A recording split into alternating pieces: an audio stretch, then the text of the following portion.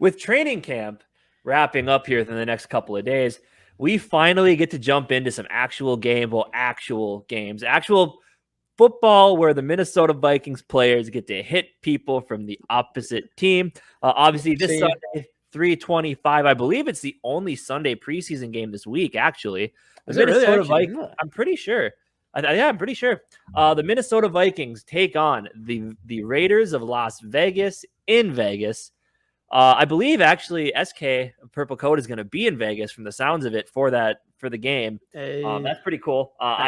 What a better way, you go to Vegas on a Friday morning, you gamble a little bit Friday and Saturday, you go watch some football on Sunday, and that's that. I would do it. Sounds it's like a lot of fun to me, but we're not here to talk about gambling. We're not here to talk about the Raiders. We're not here to talk about Vegas. We're here to talk about the Minnesota Vikings. I want to kick it off. Skol, baby. What are you looking forward to in this first preseason game? What are you watching? I want to say that the Raiders are actually 1-0 in preseason right now, so we have to destroy that, destroy their perfect record. Yeah. No, that's interesting. I didn't know we're the last game of the first week of preseason. Yeah. So excited. What am I looking for? Of course, rookies, I gotta say. If I was gonna pick anything, I want to see Lewis Seen out there. I want to see Andrew Booth. I want to see Ed Ingram. I want to see Asamoah. We looked into the depth chart that we did Wednesday's video. Mm-hmm. And Asamoah he's set as like a second string middle linebacker position. So, I mean, that's pretty good out of a rookie right off the bat. Evans. So it's preseason, first week of preseason. It's always about the rookies, Yeah. And if I was going to say like outside of rookies, we're talking more second year players or even other players. I would say, of course, Kellen Mond. He's one of the biggest.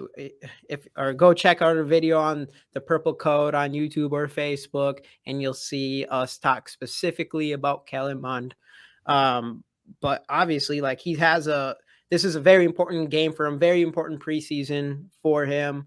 If he doesn't do very well, I think people's opinions of him as being a potential franchise quarterback for the Vikings will pretty much be out the window.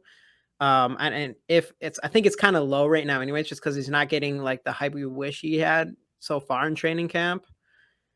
But outside of that, I want to see ISM set another second year guy.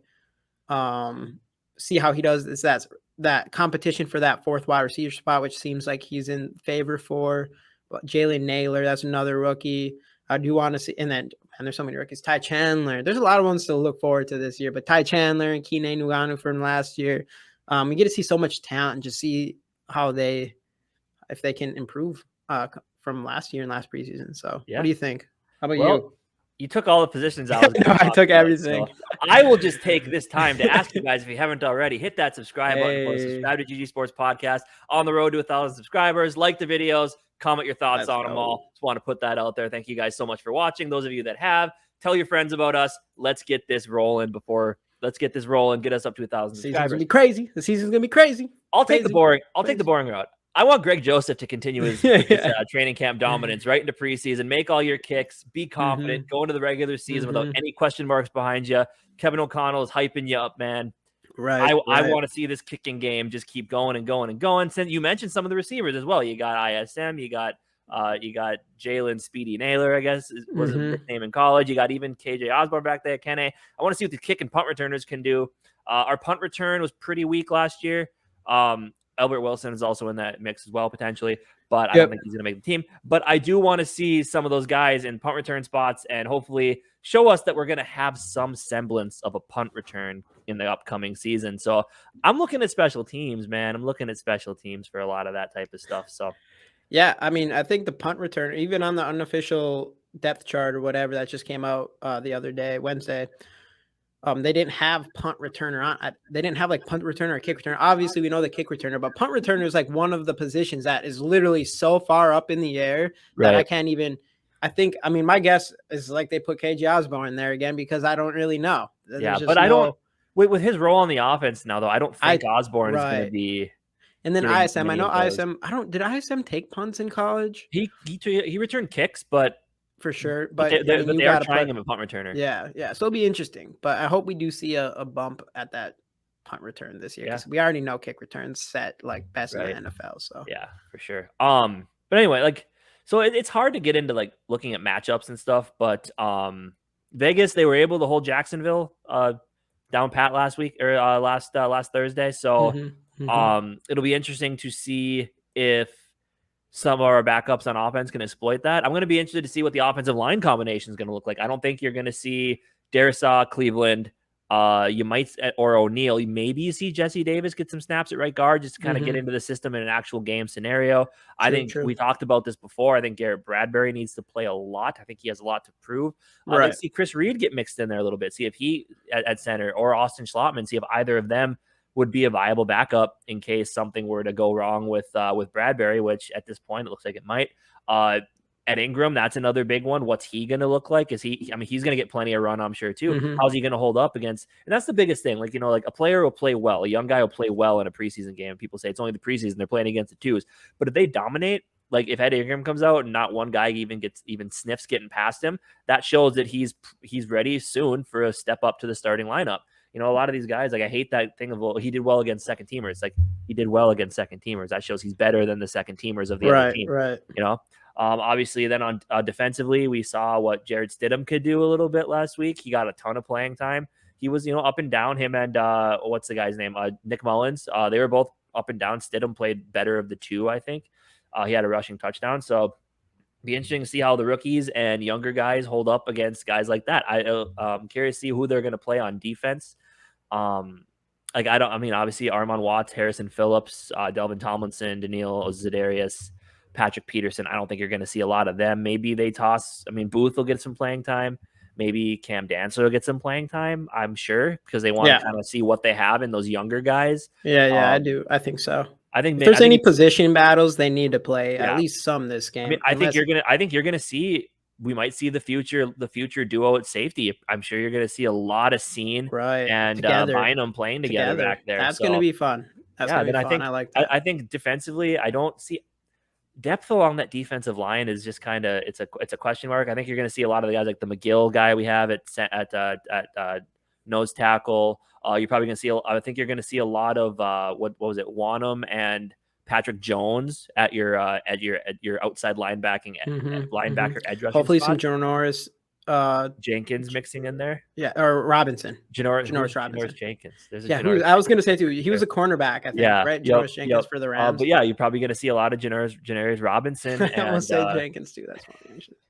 You're probably going to see a lot of Robinson mixing in there as well. Just want to see that potential everybody's talking about, and see if he's a guy that could, if he has a really good preseason, who knows? Yeah. I mean, obviously he isn't going to starting spot, but I mean, you might use him a lot. Right. So actually the interiors, I remember there's a lot there. We had the TJ, we had a TY, we had those guys. I think you're going to see a lot of them. You're going to see, you're probably going to see Wanham, Patrick Jones, Robinson, Troy Dye mixing in there at linebacker, or Blake Lynch mixing in there as well in the middle. Linebacker wise, you're going to see the Troy Dyes. You're going to see Asamoah. You're probably going to see, who else did we have back there? You're probably going to see the Surratt. You're probably going to see, there's one other guy, Lynch. You're probably going to see Blake Lynch back there a lot. Corners, we already discussed it. Safeties, you're going to see the young guys. So you're going to see a lot of young guys and guys that have been on the team for a couple of years who need to prove themselves. Right. I think that's what, defensively, I think that's a lot of what we're going to see. Yeah, dude. No, I'm so excited. But not just that. I mean, it's the schemes. We'll get a taste of KOC's offensive scheme and how he's going to be running that. Especially like I've said this before, who knows how much he'll show, since it's preseason. You don't really want people to see exactly how you're going to do things. But I want to just note if there's like an obvious difference from going to his offense from Mike Zimmer's offense, which there probably will be, but I'm just excited to see it. But not just that, on defense, man, it'll be the first time I don't even know if the Vikings have ever had a 3-4 defense ever, but definitely not in my lifetime. So that's going to be crazy just to see what that looks like, especially I see other teams do it or whatever, but I'm not paying attention to them like that. So it'll be different seeing it like this and just getting a better understanding of a 3-4 defense. I think that's going to be fun. And just to see what Donatel brings up. I mean, this season, there's a good chance it rides a lot on how our defense does, just because our offense should be not even a question mark. Well, as long as we don't get blown up on offensive line. But I mean, I know the stats came up again the other day about the 2021 Vikings historically bad in points at the end of the halves, and if we hadn't given up those points, we'd have won like 15 games. Or I mean, obviously you can't take that into actual consideration because that's not, who knows how those games play out if you don't do that. But either way, it's like if they just didn't do that, just looking at those numbers,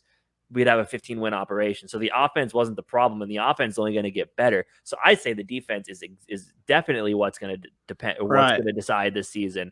I mean, obviously you can't just say that, but I mean, if the offense just does what they did last year, and the defense moves up to 12 to 15 rankings in the league, just somewhat better than they were, and the offensive line improves just a hair, give Kirk a little more time, open up that running game a little bit.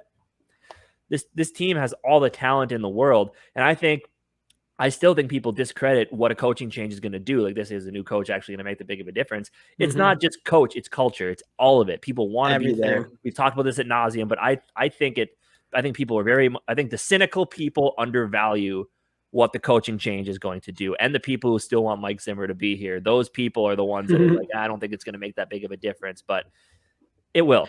Yeah, not even just from that, but even and one thing that actually I think people kind of forget a little bit is just the idea of not playing to lose, right?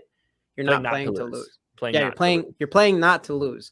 And that was like the big Mike Zimmer thing. So that by itself can change everything this season. I mean, the talent was there last year. There's definitely games where if we didn't play to not lose, I think we win some of those games. So this year's, if KOC just has a different mindset on that, and he's, he seems like such a respectable guy, hard respect, nice guy. He almost seems like a guy that wouldn't want to like put your foot on someone's throat. Well, I kind of hope Sean McVay doesn't seem like that guy, but he was. What's that?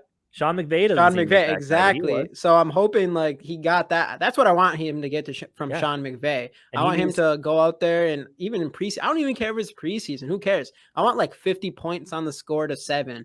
Yeah. Take the aggressiveness and inject it right into the quarterback. Do it. Screw it. Who cares? Yep. Take it. Go for broke. Kirk, if you keep doing what you're doing and you win and you're 500 and you're a 500 quarterback, you're going to get talked about the same way anyway.